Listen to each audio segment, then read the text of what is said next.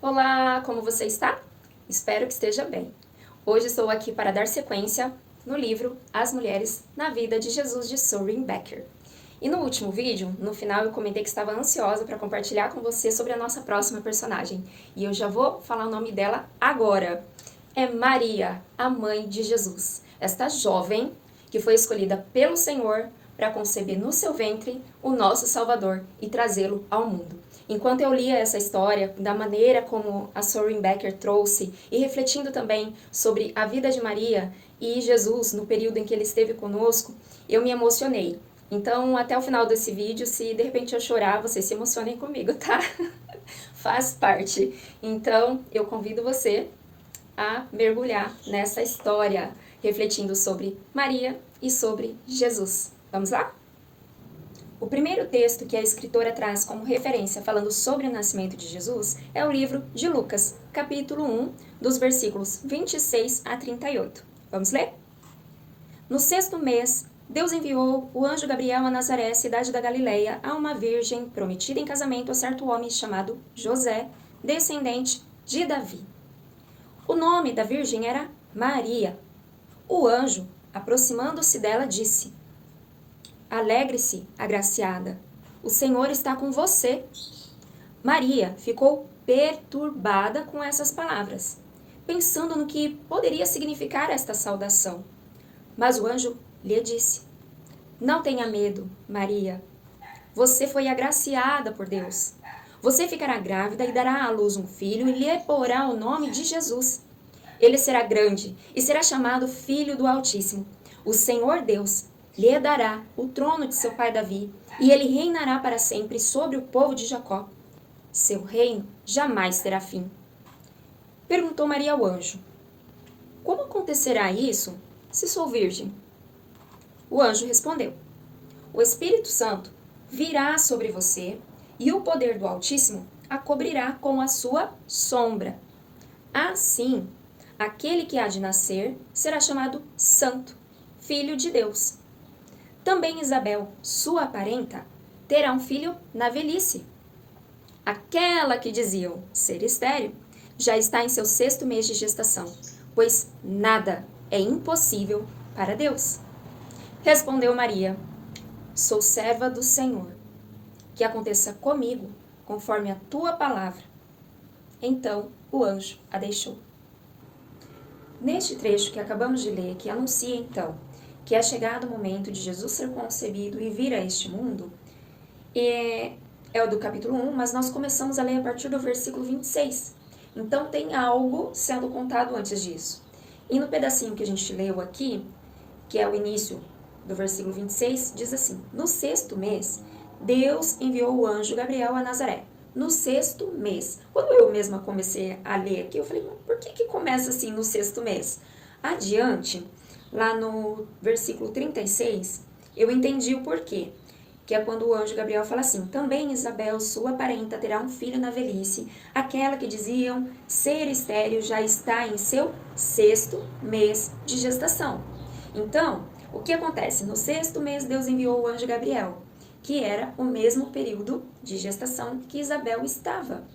E então, nos versículos anteriores do primeiro capítulo aqui, fala sobre o anúncio de João Batista, que era aquele que viria preparar o caminho para Jesus iniciar então o seu ministério, né? Então ali, a partir do versículo 5, começa a falar a respeito do nascimento de João Batista, né? E fala um pouco sobre Zacarias e Isabel, que seriam os seus pais, a forma como Deus os via, que eu acho isso muito bonito.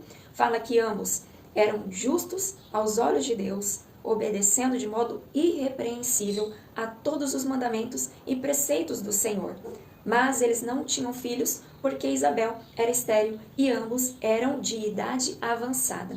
Zacarias e Isabel são da linhagem de Arão, que era sacerdote, foi o sacerdote escolhido e levantado por Deus também na época de Moisés e era irmão de Moisés. E aí, como sacerdote, de tempos em tempos eles escolhiam um sacerdote que iria entrar no santuário, no Santo dos Santos, né, o ambiente ali onde tinha a presença de Deus, ia oferecer os sacrifícios, ofertas, né, incensos, enfim, fazer todo o rito religioso, né, e de acordo ali com as práticas dos sacerdotes, para entregar para Deus. E Zacarias, no dia que ele foi escolhido para prestar esse serviço como sacerdote, estando lá no santuário, já lá dentro do templo, o anjo do Senhor aparece a Zacarias, à direita do altar, do incenso. Quando Zacarias, isso no versículo 12, tá? No capítulo 1. Quando Zacarias o viu, perturbou-se e foi dominado pelo medo. Mas o anjo lhe disse: não tenha medo, Zacarias. Sua oração foi ouvida. Presta atenção. Não tenha medo, Zacarias. Sua oração foi ouvida. Isabel, sua mulher, lhe dará um filho, e você lhe dará o nome de João. Então aqui, um outro ponto que me chama a atenção é que Zacarias, não só sendo sacerdote na questão religiosa, mas ele como marido e sacerdote da casa dele, do lar dele, sobre a esposa dele, ele intercedeu a Deus para que ela viesse a ter filhos. E o anjo aqui aparece para ele e diz: olha, sua oração foi ouvida, sua mulher ficará grávida, mesmo sendo estéril, e vocês dois sendo de idade avançada, vocês vão ter um filho. E aí Zacarias, ele duvida. Ele duvida. Olha que engraçado, como que é o ser humano, né? Ele intercede pela sua esposa, faz a oração para Deus, Deus ouve a oração dele, e quando ele recebe a resposta, ele duvida. E por conta disso, ele acaba ficando mudo durante a gestação de Isabel e só volta a falar depois que João Batista nasce. E no 8º dia ele é levado ao templo para receber o nome dele, para passar pelas cerimônias também, de acordo com a palavra, com as instruções de Deus e tal.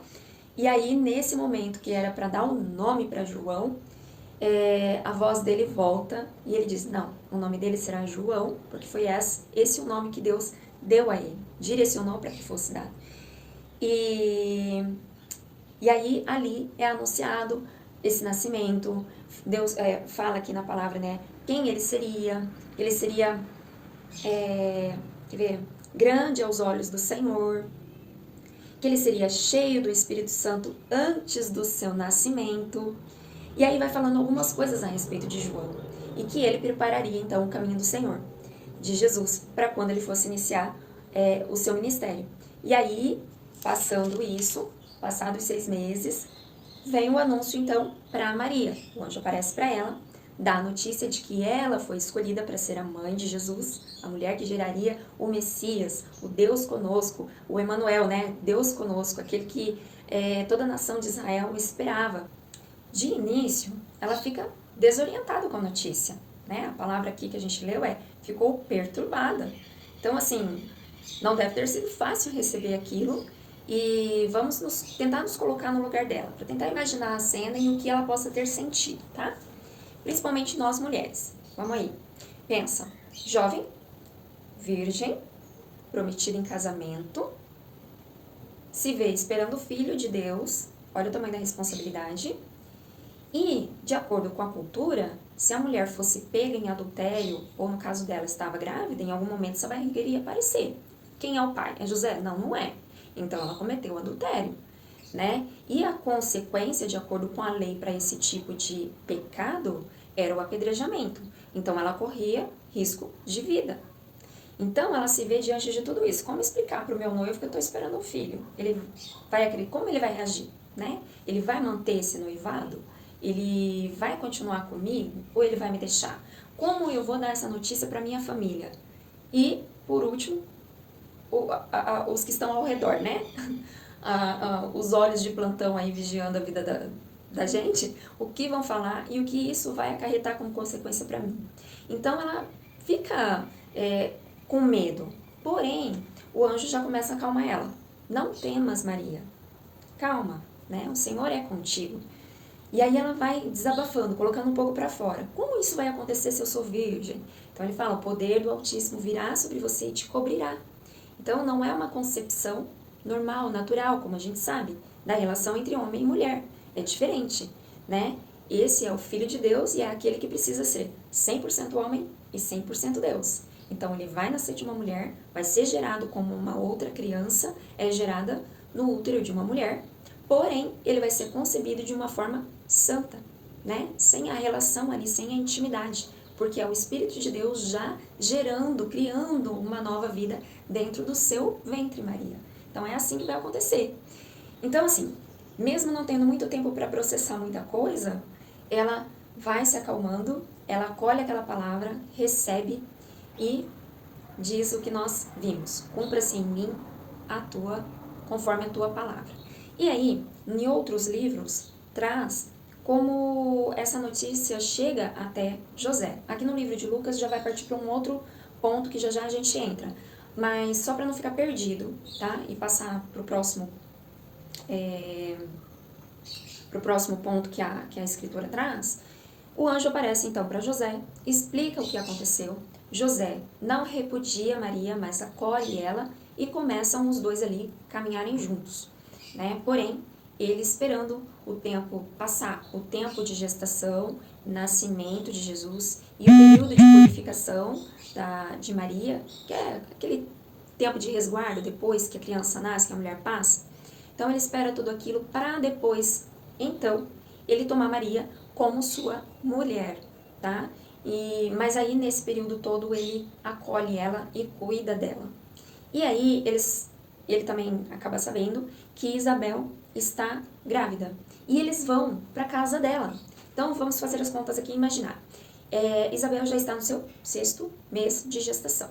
Maria, com José, vão para lá e passam os últimos meses com Isabel. E aí, a autora traz um detalhe que eu achei muito bacana. E foi fundamental também para Maria depois quando Jesus foi nascer. Que é o quê? Maria esteve com Isabel nos últimos meses da gestação dela. Então, acompanhou um pouco do processo, né? Acompanhou o processo de como os últimos meses de gestação. E imagino eu que tenha ficado ali até o parto. Talvez ela tenha auxiliado também, inclusive no parto, estando presente ali, vendo como foi tendo essa experiência com a prima dela. E por que eu digo isso? E por que a autora traz esse detalhe? Porque mais à frente, quando Maria vai de fato dar à luz a Jesus, quem está ali para ajudá-la? Somente José. Maria está sozinha com José, dando luz a Jesus. E aonde? Num estábulo. Então, assim, sem auxílio de outras pessoas, num lugar totalmente desapropriado, mas foi o lugar que o Senhor escolheu para que Jesus fosse concebido. Num lugar simples, num lugar humilde, sem estrutura, sem ajuda, só ali Maria e José passando por aquilo, e depois que eles recebem Jesus, então Maria tem ele nos braços, aí eles começam a receber algumas visitas, que é dos reis magos, enfim, que Deus vai anunciando para algumas pessoas que o Filho de Deus, né, o descendente de Davi, nasceu, enfim, e daí já nasceu a criança. Mas eles passam por esse processo, só eles, Maria sozinha. Então, foi importante esse período que ela passou com a prima dela, para adquirir um pouco dessa experiência, que seria extremamente necessário para quando chegasse o momento dela trazer Jesus para o mundo. Aí, o próximo trecho que a escritora traz ainda se encontra no livro de Lucas, no capítulo 2, porém mais para o finzinho, a partir do versículo 41. Só que nessa leitura que ela traz, fala de Jesus quando ele já tem 12 anos. E aí eu vou fazer uma pausa, porque a Bíblia, ela não traz detalhes desse período depois que Jesus nasce. Fala sobre o anúncio, fala como foi o nascimento, e depois só volta a falar dele quando ele já tem 12 anos. E os detalhes que acontecem nesse meio tempo, a Bíblia não traz. Mas vamos nos colocar mais uma vez no lugar de uma família, no lugar de Maria, e tentar imaginar quais foram os sentimentos, as sensações, as experiências e que ela viveu nesse período de 12 anos. Então imagina, o que ela deve ter sentido enquanto ela via a barriga dela crescer, sabendo que era o Filho de Deus que estava ali dentro dela sendo gerado. Imagina a sensação que ela teve depois de dar à luz. Gente, eu não passei por essa experiência ainda, de ter filhos, mas Diz que é muito lindo. E assim, é uma chave que vira. Você vê, de fato, aquele serzinho que foi gerado dentro de você ali. É uma extensão de você, ali no seu colo. Alguém que depende de você. Do seu cuidado, né, de toda a sua atenção, é algo surreal. E como eu não passei pela experiência, também não vou poder entrar em detalhes sobre isso. Mas vamos tentar imaginar Maria passando por toda essa experiência, vivenciando tudo isso. E aí tá, viu, nasceu, imagina ela olhando para Jesus, carregando o Salvador ali no colo dela, né? Depois, amamentando Jesus. Depois, passa um tempinho ali, os primeiros meses, eles começam a reagir, né? Os bebês começam a reagir. O primeiro sorriso, as primeiras palavras,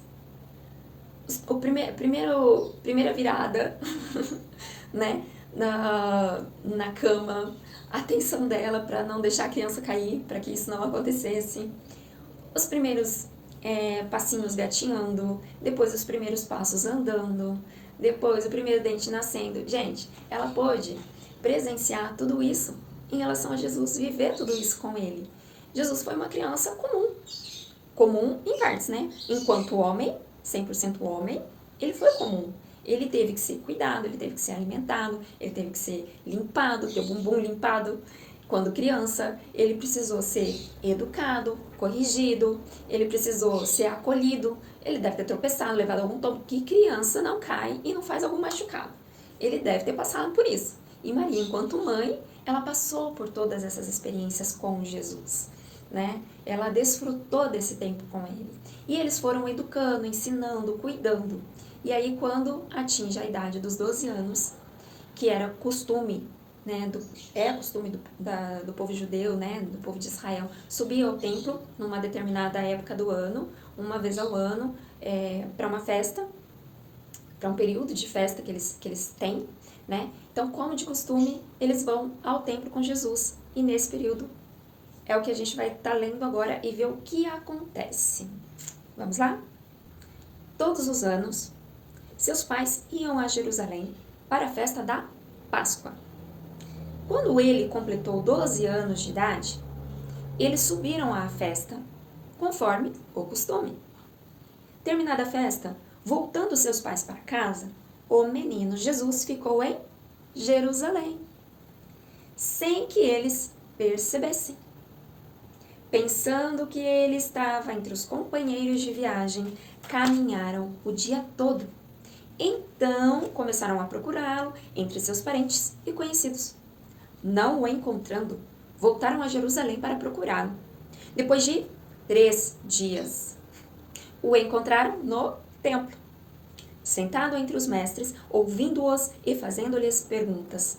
Todos os que o ouviam, ficavam maravilhados com seu ensinamento e com as suas respostas. Quando seus pais o viram, ficaram perplexos. Sua mãe lhe disse: Filho, por que você nos fez isso? Seu pai e eu estávamos aflitos à sua procura. Ele perguntou: Por que vocês estavam me procurando? Não sabiam que eu devia estar na casa de meu pai? Mas eles não compreenderam o que lhes dizia. Então foi com eles para Nazaré e era-lhes obediente. Sua mãe, porém, guardava todas essas coisas em seu coração. Jesus ia crescendo em sabedoria, estatura e graça diante de Deus e dos homens. Gente, por algumas vezes eu li e ouvi essa parte de que eles não perceberam que Jesus não estava com eles, né? Só se dão conta depois que eles já voltaram para casa, depois de um dia de viagem, é que eles se dão conta que Jesus não está ali no meio deles. E aí agora, fazendo essa leitura novamente e refletindo sobre essa partezinha, eu fiquei pensando, por exemplo, nos meus sobrinhos, tá? Se eles ficam em silêncio, a gente já vai atrás procurar saber o que está acontecendo. Por quê? Porque são espertos, são ágeis, pode estar fazendo alguma coisa, fazendo alguma arte, né? Então, assim, ficou quieto, alerta ligado, vai atrás ver o que está acontecendo. E aqui, eles vão, como de costume, ou seja, há 12 anos eles iam ao templo, e passavam o período das festas da Páscoa, retornavam para sua cidade, tudo tranquilo, sem problema algum, né? Tudo normal. Mas quando ele faz 12 anos, nesse ano, Jesus decide ficar no templo. E aí por quê? Então, eles não sentem falta de Jesus. Imagino eu que Jesus não dava trabalho. Tanto que aqui um pouco mais pra frente diz que, então foi com eles, depois que eles encontraram, né, Jesus? Então foi com eles para casa e era-lhes obediente. Então Jesus era um bom filho, ele era obediente, ele não dava trabalho.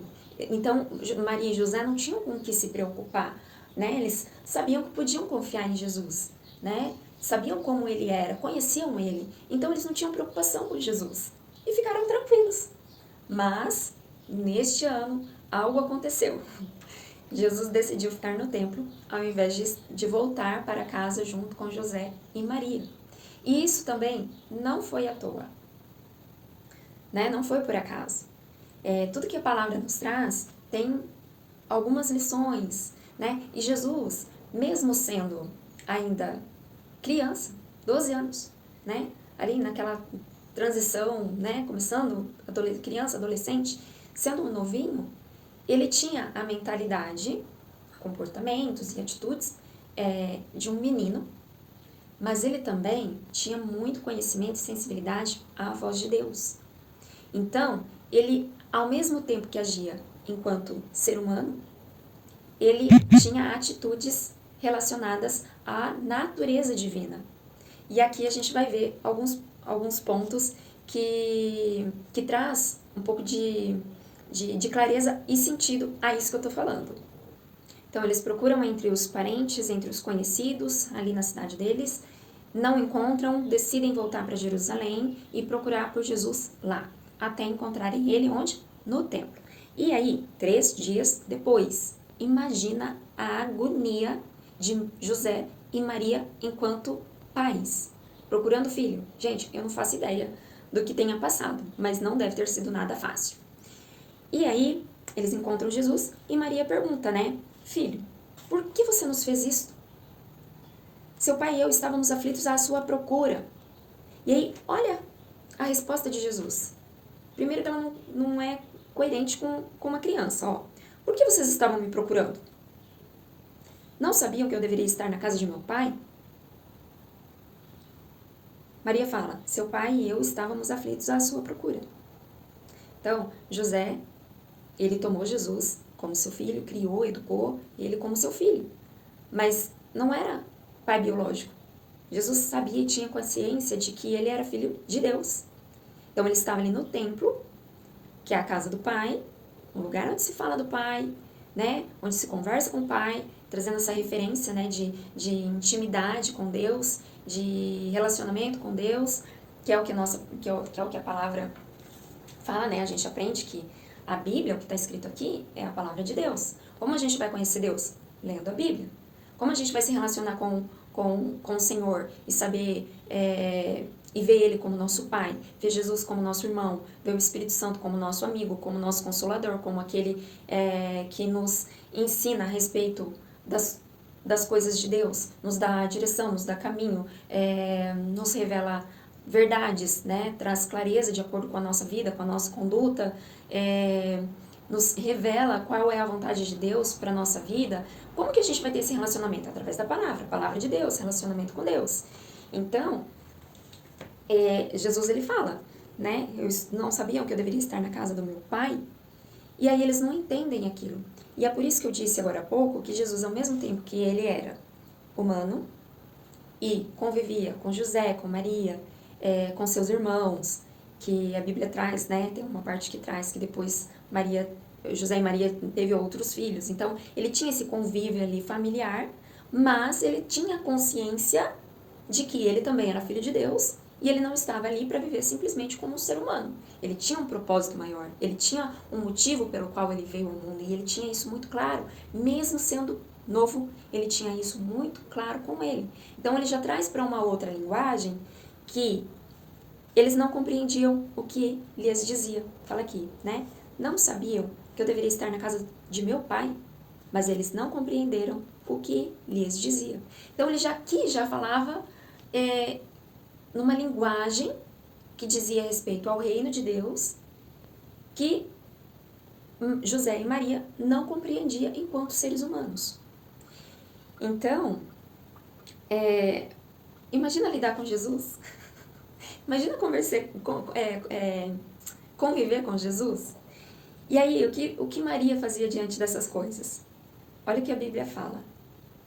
Maria, porém, fala sua mãe, né? Sua mãe, porém, guardava todas essas coisas em seu coração. Ela não compreendia, mas ela guardava e ficava refletindo em tudo aquilo que ela estava ouvindo, vendo, vivendo, né? O que estava acontecendo, ela ficava atenta e ela guardava tudo aquilo. Porque, de certa forma, ao Jesus trazer essa resposta para ela, mostrava ou trazia a lembrança que, ó, você é minha mãe, você me gerou. O Pai, Deus Pai, te escolheu para isso. Mas eu tenho um propósito aqui. E eu não sou só seu filho. Eu sou o filho de Deus. Então, às vezes, ele dava algumas respostas que trazia para ela essa lembrança em termos do propósito de Deus para a vida dela, né? O porquê que ela foi escolhida, com quem ela estava lidando e também preparando ela para o que estava para acontecer anos depois. Passado esse episódio, a Bíblia silencia mais uma vez a respeito de Jesus. E aí, já volta com ele ali para dar início no seu ministério. E aí a gente entra no capítulo 2 do livro de João agora, que fala sobre o primeiro milagre, então, que Jesus vai realizar, que é que ele transforma a água em vinho. Então, no terceiro dia, houve um casamento em Caná da Galileia. A mãe de Jesus estava ali. Jesus e seus discípulos, aqui Jesus já havia escolhido os discípulos, tá? Também haviam sido convidados para este casamento. Tendo acabado o vinho, a mãe de Jesus lhe disse: eles não têm mais vinho. Respondeu Jesus: que temos nós em comum, mulher? Ou, traduzindo, o que nós temos a ver com isso, mulher?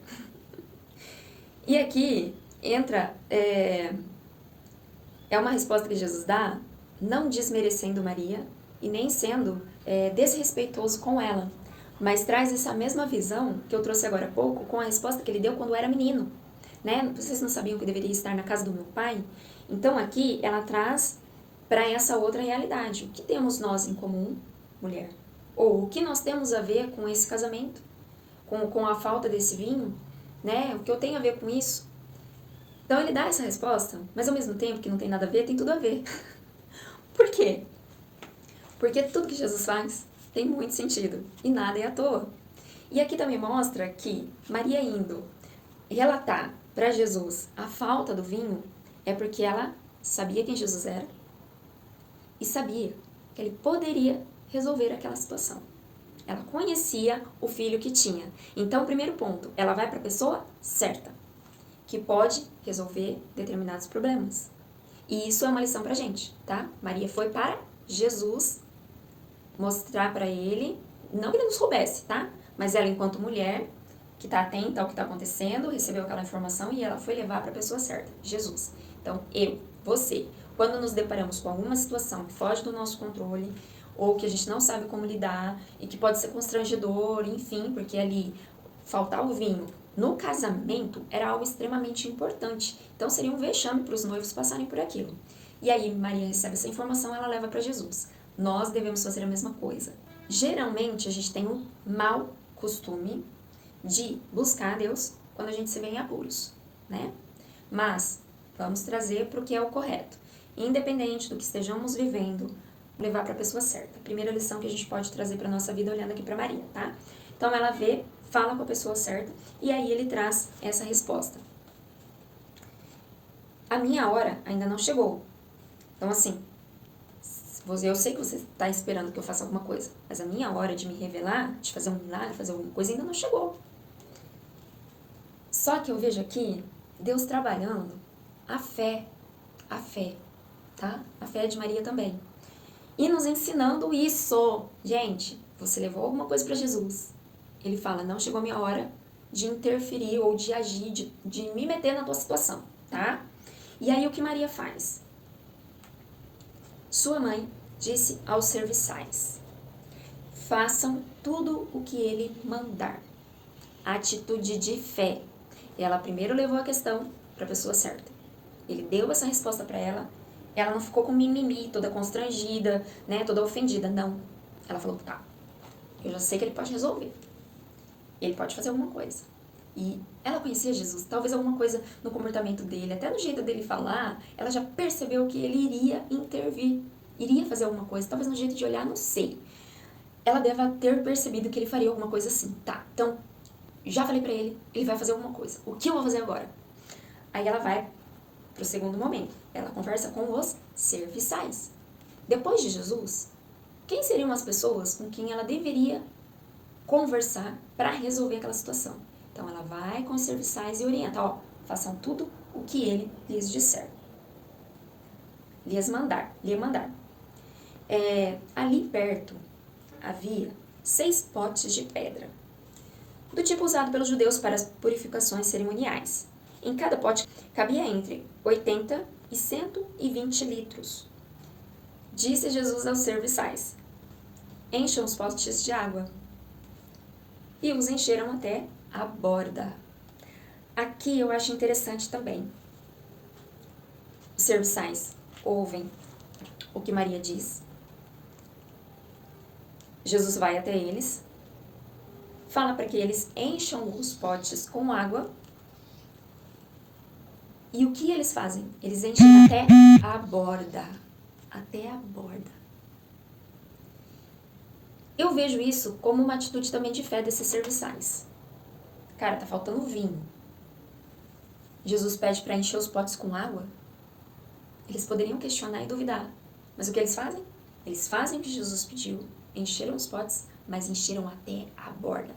Eles poderiam ter deixado pelo meio, mas não. Encheram até a borda. Isso eu vejo como atitude de fé também da parte dos serviçais. E eles assim fizeram.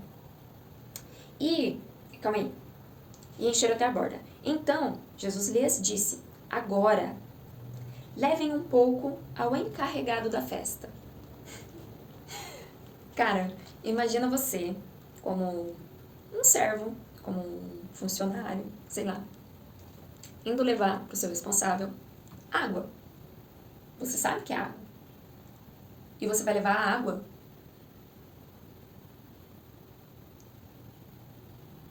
O que será que iria acontecer, né?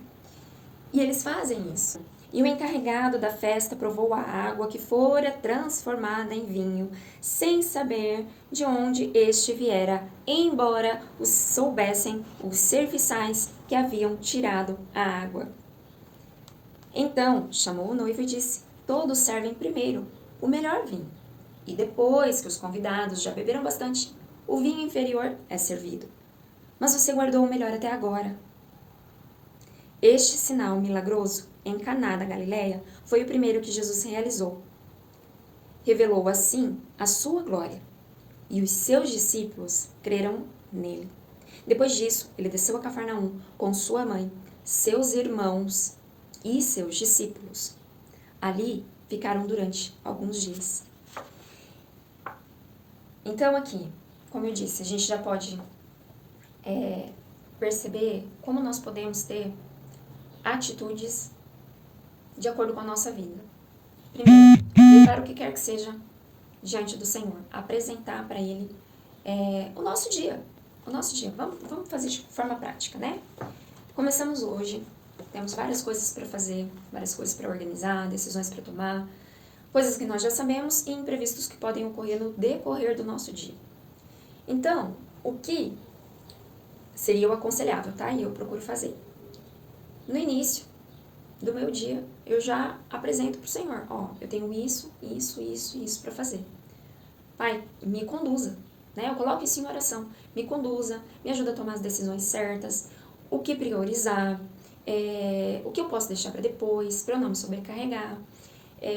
Enfim, eu vou tendo esse diálogo e apresentando tudo para Ele. E se eu tenho algo que seja mais difícil, mais complicado, eu falo: me ajuda, me dá clareza, me dá entendimento a respeito dessa situação, como proceder, como resolver, com quem entrar em contato, o que fazer primeiro, sabe? Me ajuda a sair desse emaranhado de coisas que eu não vejo uma solução, não vejo um caminho, me ajuda para que isso fique mais claro para mim, para que eu consiga dar os passos e avançar naquilo que eu preciso. Então, primeiro de tudo é você pegar a sua vida, a sua situação, as suas condições, os seus problemas ou até mesmo as suas questões naturais, não precisam somente ser problemas, né? E levar para ele, para buscar nele a direção para o seu dia a dia. E diante de cada situação que você for iniciar, você traz isso de novo. E agora? O que eu faço? Traz esse questionamento, leva, apresenta isso para Jesus. Ele tem o conhecimento de todas as coisas e aos poucos você vai conseguir compreender qual é a direção que ele dá. Segundo passo, dar atitudes de fé, tomar atitudes de fé. O que é fé? Fé é a certeza das coisas que não se veem, mas a convicção de que elas já aconteceram. Então, traz para o racional, tenta trazer para o racional isso. Não tem lógica. A certeza das coisas que não se vê é você acreditar em algo que você ainda não viu, mas ter a certeza que já aconteceu, mesmo sem acontecer. Gente, é muito louco. Por isso que a palavra diz também que a palavra, que para muitos a palavra de Deus é loucura, porque foge da nossa natureza humana, é algo que vai além de nós, né? É algo que a gente traz para o espiritual. Então é uma compreensão diferente, é uma linguagem diferente. É igual eu aprender um outro idioma. Quando eu começo a lidar com aquilo, eu não entendo nada. Na medida que eu vou estudando, que eu vou ouvindo, eu vou me familiarizando com aquela linguagem, vou entendendo o que está sendo dito, e aí eu consigo caminhar junto com o que está sendo falado naquele idioma. A mesma coisa quando eu vou estudar algo. Vou pegar um assunto novo. Para mim, começa a não fazer sentido nenhum e ser difícil. Mas na medida que eu vou me aprofundando ou eu vou ouvindo, né, cada vez mais sobre determinado assunto que eu não tinha conhecimento, eu também vou me familiarizando com aquele assunto e vou passando a entender. Então a palavra de Deus é a mesma coisa. E ouvir, identificar os direcionamentos que Deus dá pra gente é a mesma coisa. É um relacionamento com Ele. E a questão da fé, exercitar essa fé, praticar essa fé, dar passos mesmo sem acreditando, né, que as coisas estão acontecendo ou que Deus está no controle daquilo, que aquilo vai acontecer, então eu vou procurar saber qual é a minha parte, fazer aquilo que me cabe e descansar o restante que é o impossível para mim, para deixar Deus cuidar, é um exercício diário. Então, colocar a fé em prática, é o que a gente pode aprender aqui também. E Jesus, ele, voltando para o relacionamento dele com Maria e com a sua família, ele acaba tendo essas duas linguagens, né? E depois também, durante o seu ministério, Jesus, ele falava de uma maneira simples que as pessoas compreendiam o que ele falava. Então, como homem, 100% homem, ele falava numa linguagem clara, simples, de acordo com o que eles viviam na época, né, que são as parábolas. Ele pegava experiências do dia a dia das pessoas para revelar dentro das histórias que ele contava detalhes ou a mensagem sobre o reino de Deus, que é algo espiritual. Então ele trazia ali para essas histórias, de uma forma que o povo entendesse, a linguagem também do reino de Deus. Só que algumas coisas mais profundas eles não entendiam. Por quê? Porque já não era só o natural que iria compreender. Era uma questão também espiritual, uma questão que Deus ia dando revelação e discernimento à medida que as pessoas estivessem também prontas para entender a linguagem dele. Então Jesus, ele caminhava nessas duas linguagens, no natural, ser humano, e no espiritual, divino, sendo Deus que ele era. Depois disso, desse primeiro milagre, o start do ministério de Jesus já foi dado, né? Ele ali revela a sua divindade, não para que todos vissem, mas os que estavam mais próximos, os seus discípulos, Maria, né? Os servos que presenciaram tudo aquilo, que participaram, né, daquele movimento, vendo a água se transformar em vinho. Então, algumas pessoas que estavam ali já presenciaram essa revelação da parte divina de Jesus, né? Esse poder, essa autoridade que ele tinha. E ali ele começa o seu ministério, ele faz realiza, né, diversos sinais, maravilhas, cura muitos enfermos, ele expulsa muitos espíritos imundos, ele faz alguns milagres já ressuscitando, né, alguns mortos, dentre ele uma menina, a chamada Talita, filha de Jairo, tem um rapaz, filho de uma mulher que Jesus passa por eles no cortejo e acaba ressuscitando esse jovem. Tem Lázaro, que Jesus fala também, né, Lázaro sai, e depois de 4 dias já morto, ele sai de dentro do túmulo.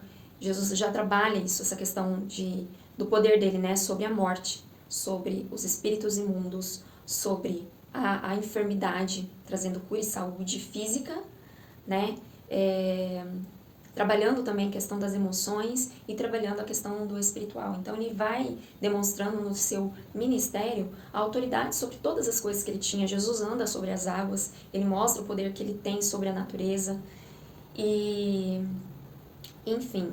E Maria, ela vai acompanhando Jesus durante todo esse processo, né? Muito provavelmente Maria já estava viúva quando Jesus está aí no seu tempo de ministério, porque José não aparece mais nas histórias. Então Maria está viúva e ela acompanha Jesus. Às vezes ela fica em casa, mas boa parte do tempo ela está ali junto com outras mulheres que também acompanham o ministério de Jesus. Algumas também ajudam, inclusive financeiramente, o ministério dele e acompanham ali Jesus de fato, né? Dando o suporte que era necessário. Que eles precisassem, elas estavam ali sempre presentes.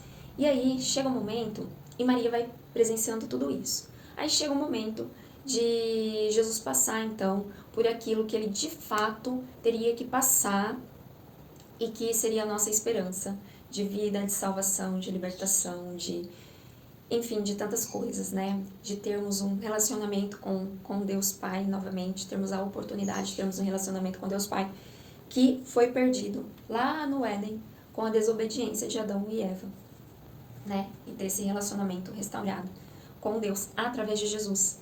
E aí Jesus é traído, Judas fala que quem é ele, né? Vem de Jesus.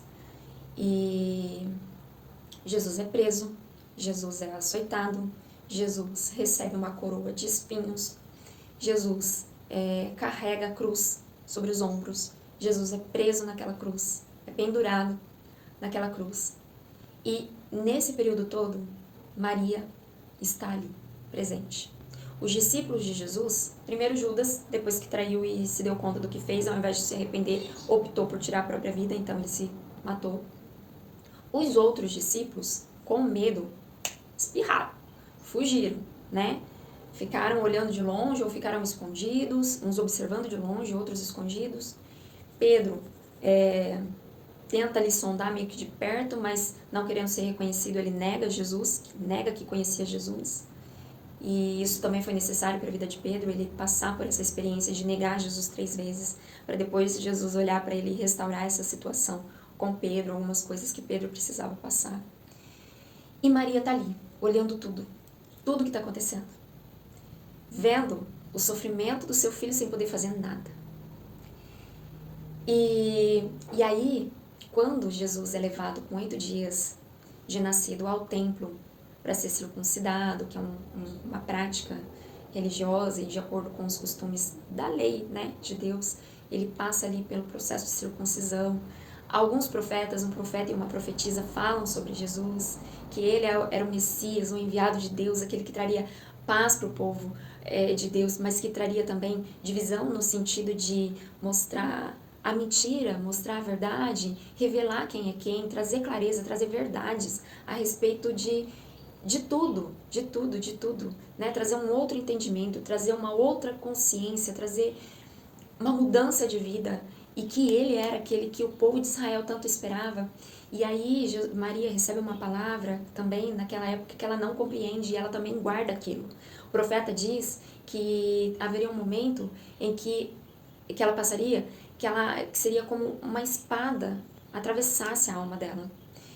E ali, nesse período do Calvário de Jesus, que ele está passando ali para ser crucificado, até ele ser morto, é esse momento que Maria não entendeu lá na época, mas que ela guardou no seu coração, e talvez ela tenha associado isso depois que Jesus morreu e ressuscitou, mas ali ela teve esse sofrimento, essa angústia, essa dor, como se a alma dela estivesse sendo transpassada, porque ela se via diante do seu filho. Gente, eu me emociono porque assim, Imagina o que passou Maria, na cabeça de Maria, vendo Jesus sendo crucificado.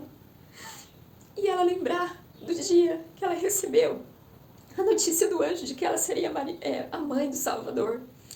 E ela lembrar o período que ela gestou Jesus dentro dela. Como foi o nascimento dele. Como foi olhar para o rostinho dele pela primeira vez. Por todos esses momentos que ela viveu com ele, de ver ele andar, de ver ele sorrir, de chamar ela como uma mãe, sabe?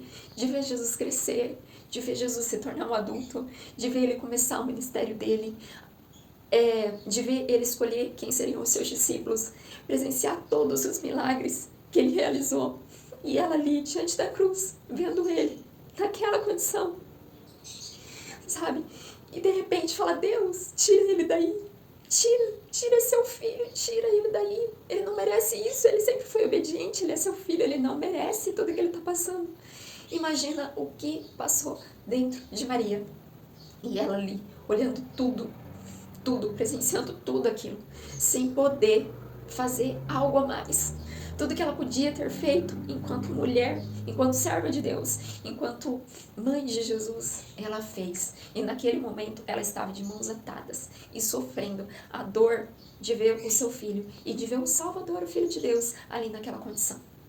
Ela não entendia o que estava acontecendo e ela não entendia que tudo aquilo era necessário que Jesus passasse para algo muito maior acontecer.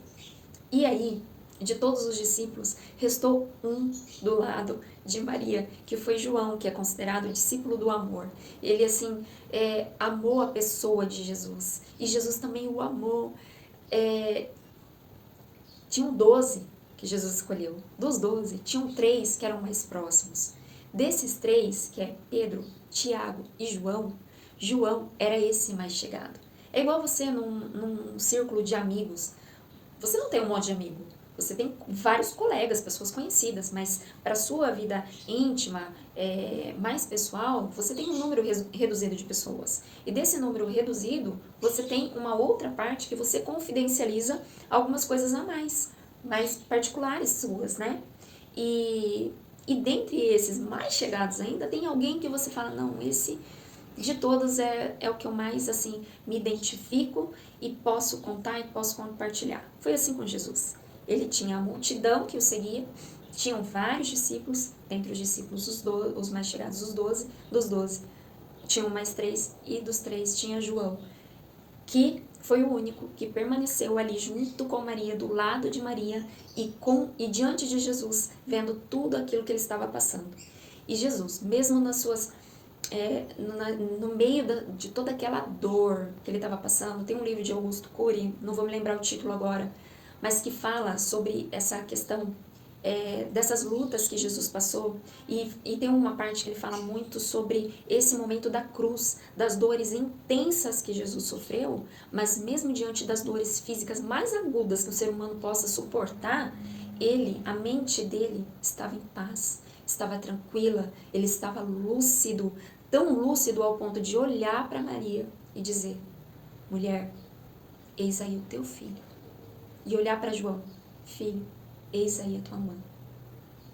Tipo assim, ele se preocupou com ela, não se colocou no centro, no foco, mas ele olhou para ela, sentiu a dor dela, se preocupou com ela, falou, não se preocupa comigo, tá aí o seu filho, cuida dele. Filho, João, tá aí a tua mãe, cuida dela por mim, caminha com ela.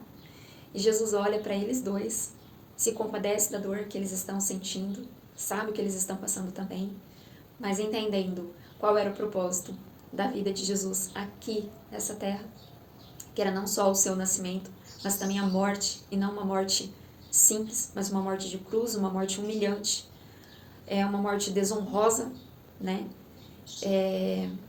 Que foi extremamente humilhado, né? Exposto ali sem nenhum pecado sobre si, mas que era necessário que um homem justo, santo, perfeito, sendo também 100% Deus, morresse a minha e a sua morte relacionada ao pecado, para que através dele, vencendo a morte e tendo autoridade sobre a morte, pudesse ressuscitar no terceiro dia. E depois de alguns dias ressuscitado, né, ressurreto, ele se revelando para os seus discípulos novamente, ele pudesse então no devido tempo, agora não só tendo o povo de Israel conhecido Deus antes de Jesus, né? Deus como Pai, como autoridade e tudo mais, o provedor, Deus soberano, que foi no Antigo Testamento, conhecendo Deus como Filho por meio de Jesus, que também revelou quem é o Pai, porque ele diz que quem vê o Pai me vê, né? E quem me vê, vê o Pai. Então Jesus revela. Se você quiser conhecer Deus como Pai, olha para Jesus, que Jesus vai revelar o Pai para você, Deus como Pai para você. E aí depois entra o momento em que Jesus, ele tendo sido essa habitação do Espírito de Deus nele, ele faz o quê?